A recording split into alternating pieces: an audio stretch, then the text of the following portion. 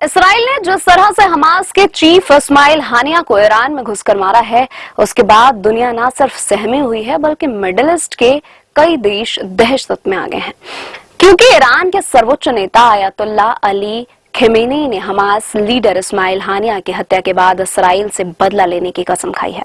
वहीं इसराइल कह रहा है कि वो हर हालात के लिए तैयार है।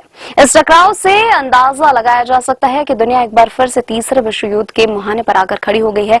तीसरे विश्व युद्ध की आशंका को इसलिए बल मिल रहा है क्योंकि ईरान और इसराइल के इस टकराव के बाद अमेरिका और ब्रिटेन ने अपनी जंगी बेड़े इसराइल के तट पर तैनात कर दिए हैं। कहा जा रहा है कि हानिया की हत्या का सिग्नल सीधे अमेरिका से मिला है।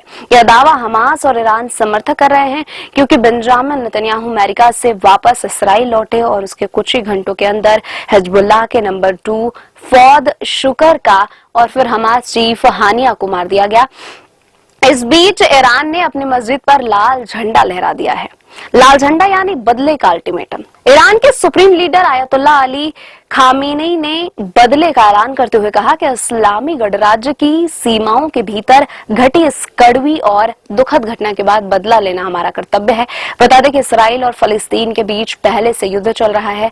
अब हमास लीडर की हत्या के बाद ईरान भी तमतमा उठा है। वहीं रूस और यूक्रेन के बीच लंबे समय से वॉर जारी है। ऐसे में अब हमास लीडर की हत्या ने ईरान और इसराइल के बीच की आग में घी डालने का काम किया है।